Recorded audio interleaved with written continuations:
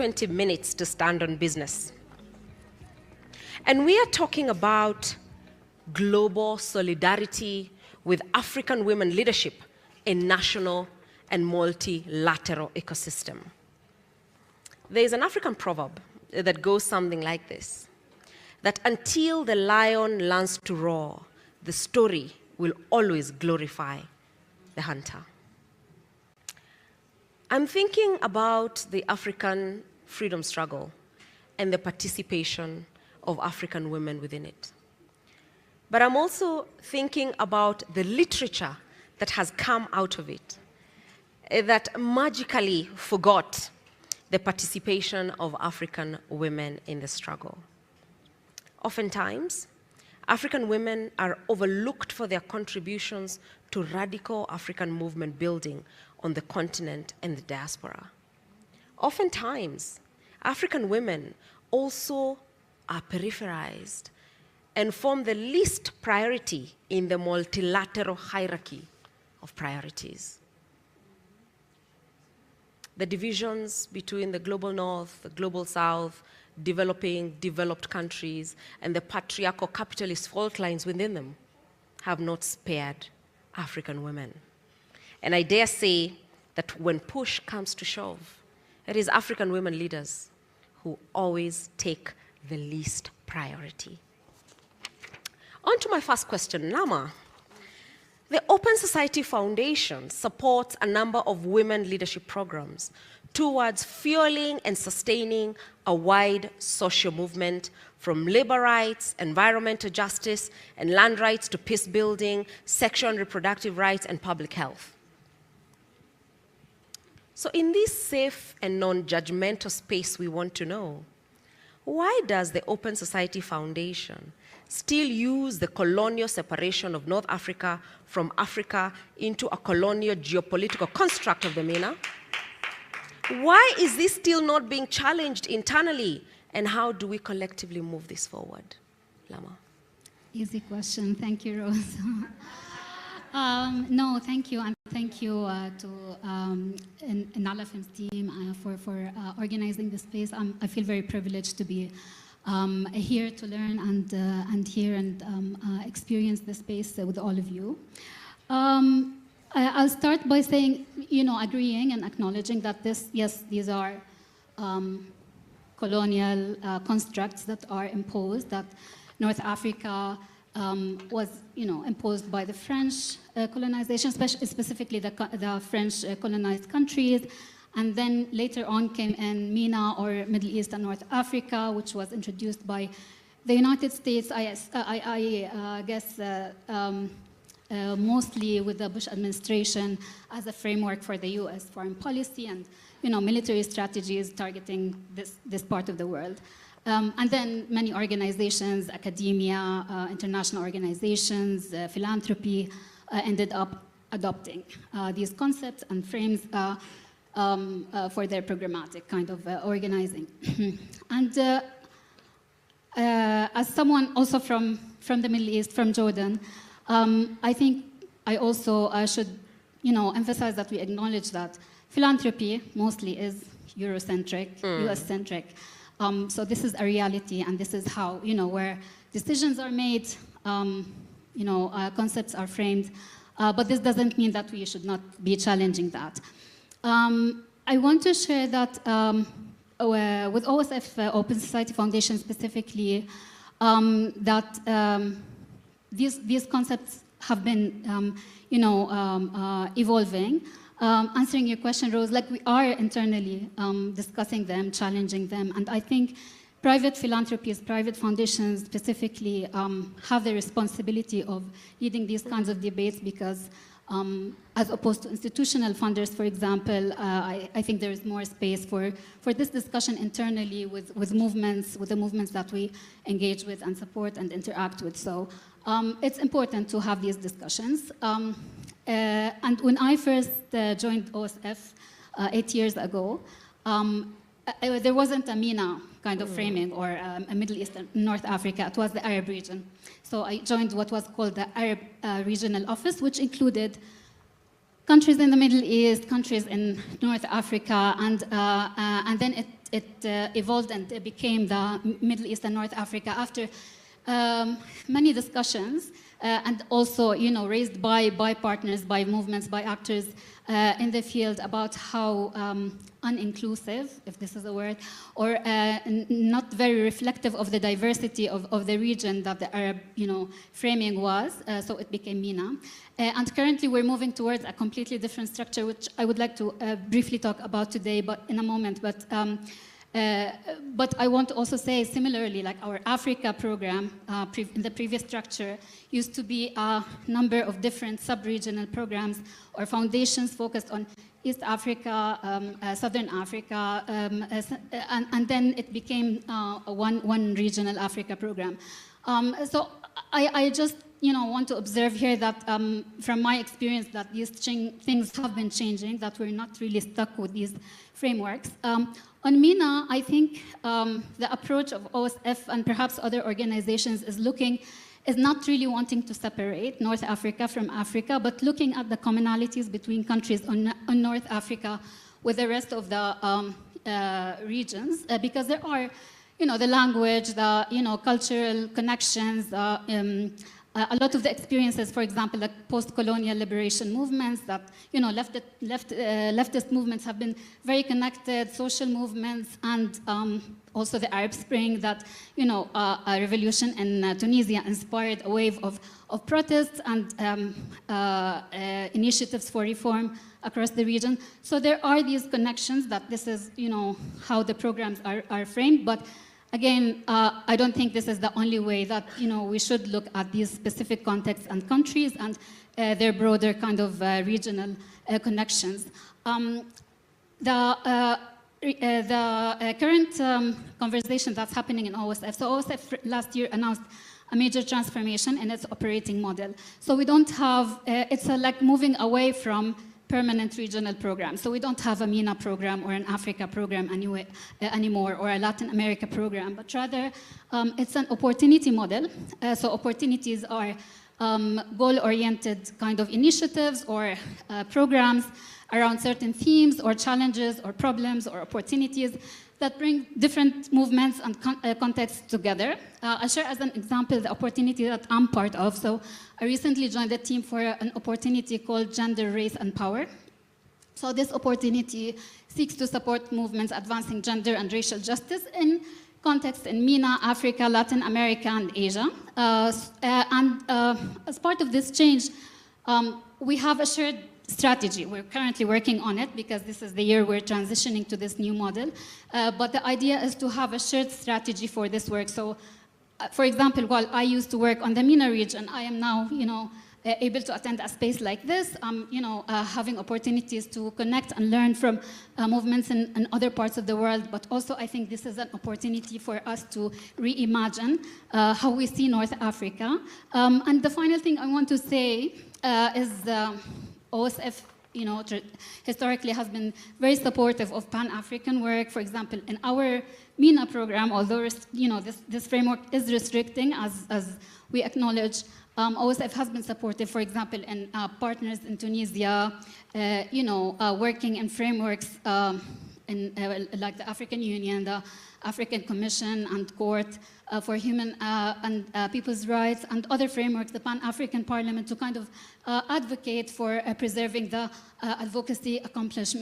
democracy accomplishments in their country on migration issues as well. Like, we've been supportive of different networks and initiatives that, you can't address these issues from the limited perspective of MENA or North Africa or just Africa, that these are very connected initiatives and movements. But perhaps just to answer your question of how we should shift these limitations, and is by exactly what you're raising in terms of like needing to have these conversations internally, revisiting how programs and budgets are structured so that they can serve the actual connections on the ground. I would say also opening debates, like really in-depth debates about beyond the colonial impact, the colonialism, and how it's imposing these frameworks, what else is hindering these connections, like addressing historical racism, for example, in North Africa, or what's currently happening in terms of the plight of sub-Saharan African migrants in North Africa and the Middle East, and really raising these questions and what civil society and movements like feminist movements can do to build these bridges. Finally, I think it's really important to emphasize strengthening locally led and regionally led funding mechanisms. This means supporting the shift in power in the broader funding ecosystem. So really encouraging, for example, feminist funds and media funds and human rights funds that are being created and led by activists and movements in these regions, so that they can come up with their own framings, their own strategies, their own way of building these bridges, rather than this being imposed, by funders that are based in the US or in Europe. Thank you very much for that elaborate answer, and I'm sure we will have an opportunity to delve deeper into it. I now want to turn over to Mama C. Mama C, as a member of the Black Panther movement and having witnessed the energy of the Pan-African movement, how was the Pan-African movement a women-led movement? And how do we reclaim this story and this energy? That movement has always been led by women. I'm talking about from the time of the civil rights era, when women would be going to jail, children would be going to jail and proud of it, on up to the time of the Black Panther Party era. Yes, a lot of times people don't understand that the women were so much behind that movement, and that our heroes during that time were in South Africa, because our cultures were very, very similar, Women have always been the backbone, whether it was women cooking for people who were demonstrating, giving refuge to people who had to be underground, any of that, and international solidarity is a big part of that.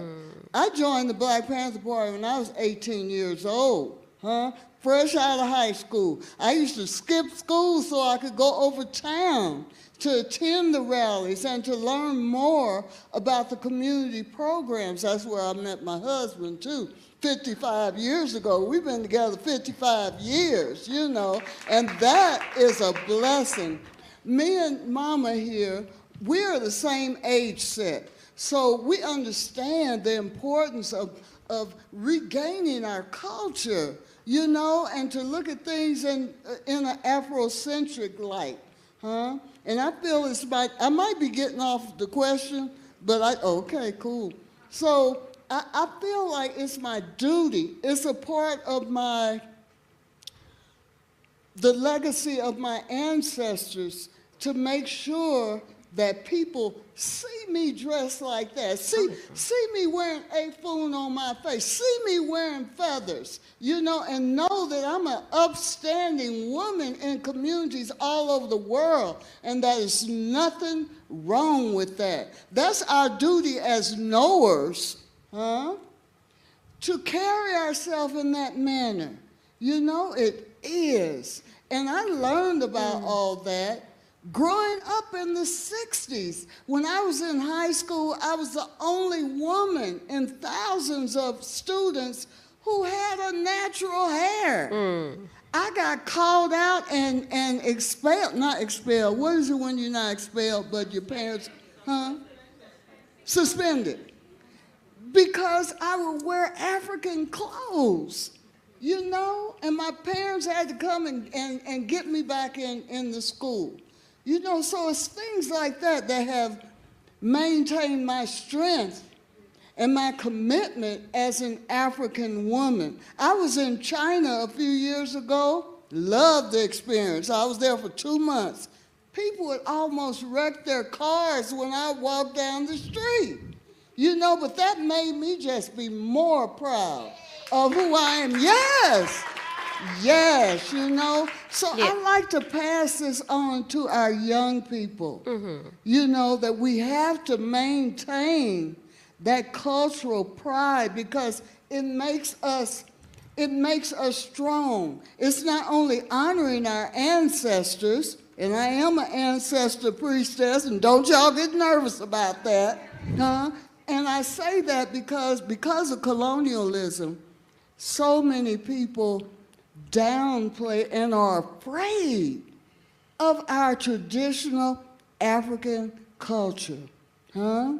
Which makes us who we are, and I will never stop preaching about that. I ain't no preacher, huh? But I will never stop talking about that and encouraging all of us to embrace that part of who we are, whether it's in North Africa, because I lived in Algeria with my husband for 2 years at the international section of the Black Panther Party, and that's where I learned to love and work with people from, including SWAPO. They were there too, in Algeria, and ANC, and North Korea, and North Vietnam, and all those liberation movements. And I learned that I'm a part of that, and to be proud of that, huh?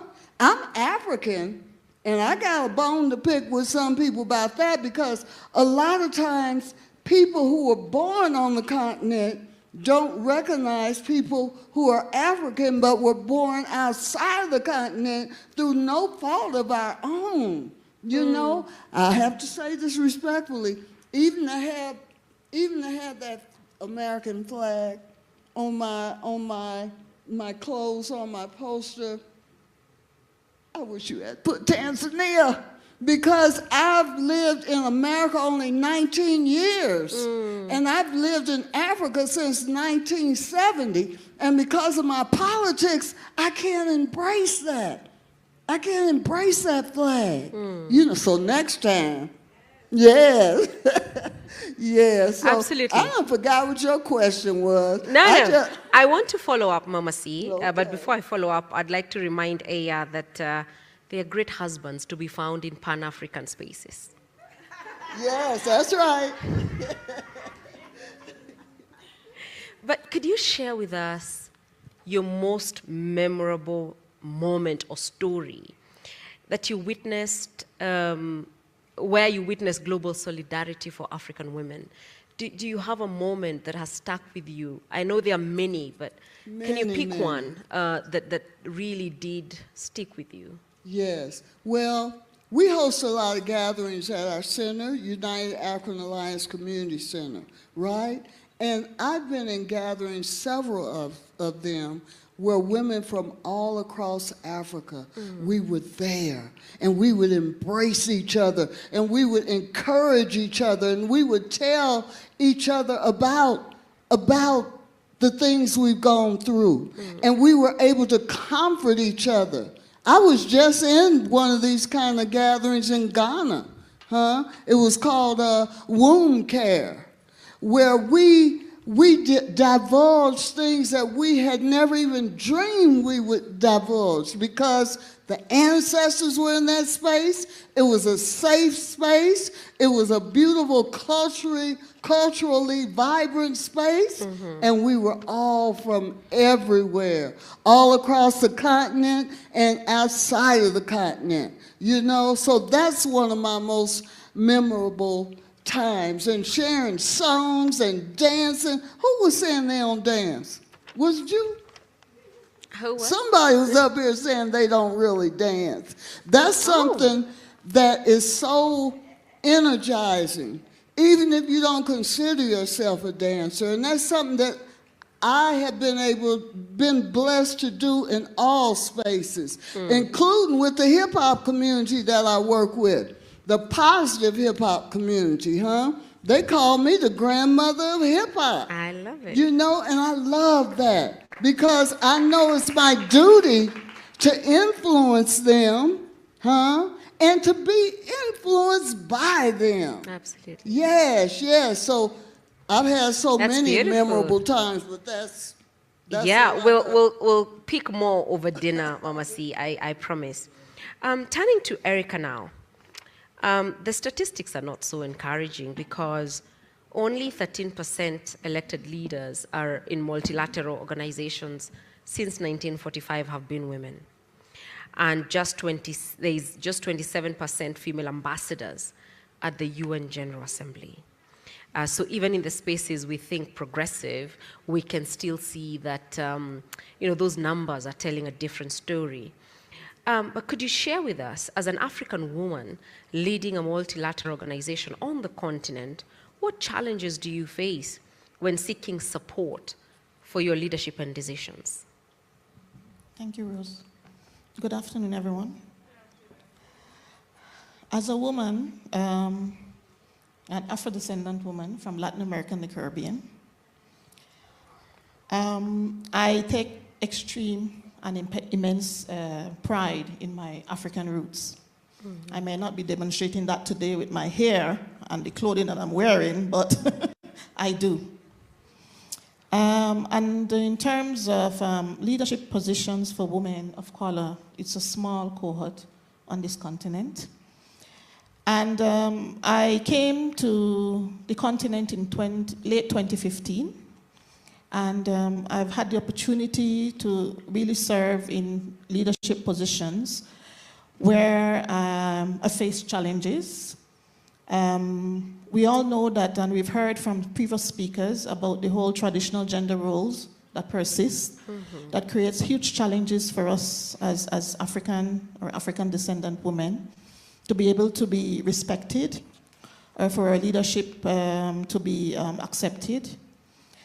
I find that oftentimes, both women and men in the spaces where I've worked, it's very hard for them to trust you or to support you. So I find that a lot of my time is spent building trust, collaborate, trying to, how can I say, prove to them that I'm able to lead as a black woman. Mm. But one of the things that I want to say is that the whole traditional gender roles and the patriarchal society is not something that you only see here on the African continent.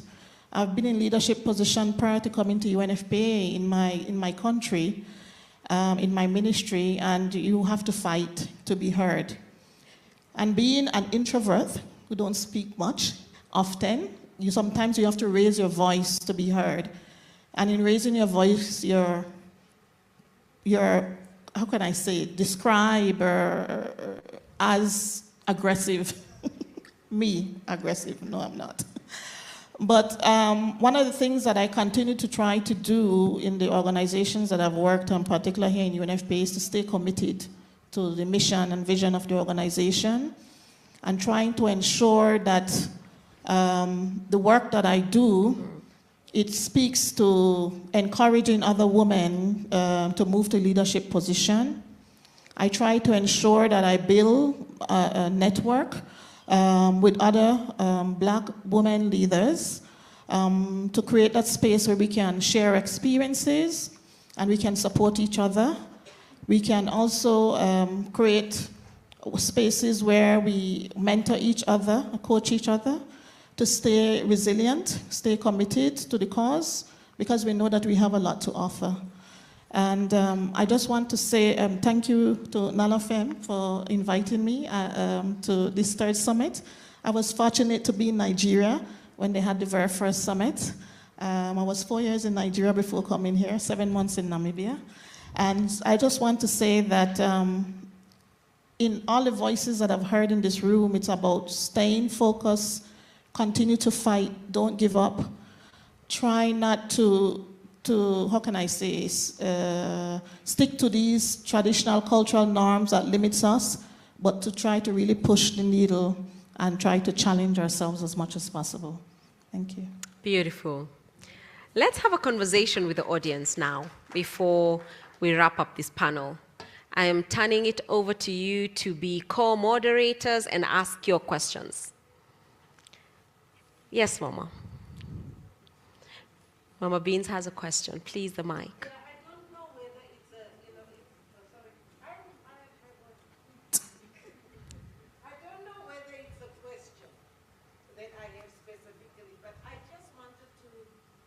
set the context in terms of the way I experience solidarity. And I think it's important that in terms of the history of the continent and women's movement, that we must be aware that actually, before the Organization of African Unity, we already had power, the Pan-African Women's Organization, okay, which was mostly amongst the wings of political parties. But for me, the real networking was with organizations such as WILDAF, WIMSA, and it was women using their legal skills to protect the rights of women. And I will give you examples. When a husband dies, the wife is inherited, or the widow is inherited, or land is inherited. It was organizations such as WILSA and WILDAF that ensured legislative and law reforms within the countries. I want to go further and say we must always be very clear if we talk about solidarity. Is it solidarity to create safe spaces within which we can navigate and negotiate power? That's one. Secondly, when we talk about solidarity, are we going to talk about creating power with or power over? Power with means we as young people, I should not say, I mean, that's the way I feel, isn't it? Yes. If you feel that way, that you are so, let me count myself in. We as young women are not a homogeneous group. Don't ever forget that. And so we must be clear when we are speaking about solidarity, whether we are creating solidarity with those that are not in a similarly situation, or whether we are going to have solidarity amongst a selected few. I think it's important that I mention that because those are the challenges that even within the feminist movement we had to confront all the time. Race and class also came to play. So those are the things I would like us to debate when we are talking about solidarity. But to be very specific in saying, it's not solidarity to create more gatekeepers. It's actually solidarity for the sake of making sure that each and every one of you have got a voice and a space within to negotiate. I think I just wanted to share that with you. Thank you. Thank you so much, Mama Beans. I think it is solidarity to build doors when opportunities don't knock as well. Yes, please. Thank you very much. Mine is, I'm trying to look at the aspect of solidarity in this context. The women in leadership in those multilateral organizations, for instance, in her generation when they were at the UN Council and all that, there were very few women in that space. And I think it was seen as something very unique. And that's why if they would speak, people would want to listen and know what they're saying.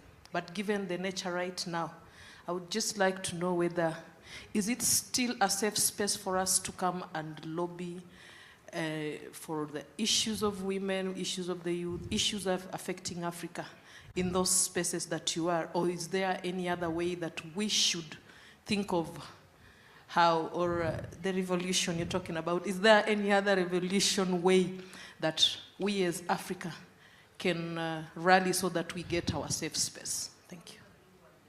Great question. Is it still a safe space to lobby and rally around causes? I will give the panelists an opportunity to answer that question alongside why is global solidarity around Pan-African values important?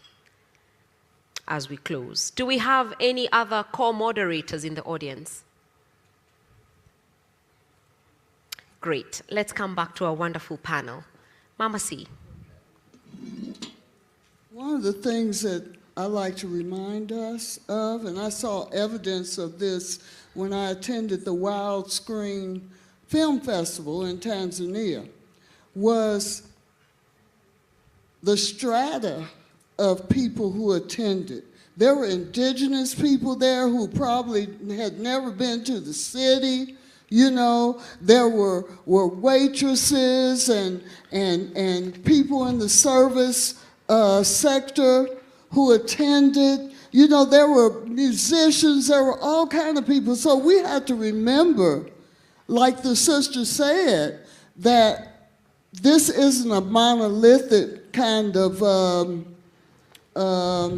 sisterhood or brotherhood. We need to embrace everybody. You know, when I see the sister in there cleaning out the washroom, the toilet, I make sure that I greet her and let her know, I see you, sister, and I got love for you. We have to carry that. And, you know, that comes from my revolutionary experiences as a member of the Black Panther Party. You know, that we must embrace all of who we are, and that is another aspect of solidarity. You know, that's kind of easy. The young people say that's a no-brainer, and it is, you know. So we got to practice that. We got to spread the love, you know, and the blessings among all of us. Absolutely. Thank you, Mama C. Please go ahead. I just want to comment on perhaps from where I'm from, the idea of solidarity, like with all the crises that our region faces, and which a lot of it resonates, and like really there are lots of shared struggles. Of course, there are unique ones to each context, each continent, each country, but I think especially feminist movements like do really realize the need and the importance of solidarity as perhaps the only hope for challenging and countering the interconnected systems of oppression that they and their societies are facing. So I think there's the agreement on its importance, but from a funding perspective, we're also always hearing that these movements being under-resourced and and challenged with other priorities as well is hindering these. And connecting that to the other question on whether if there is an opportunity or safe space.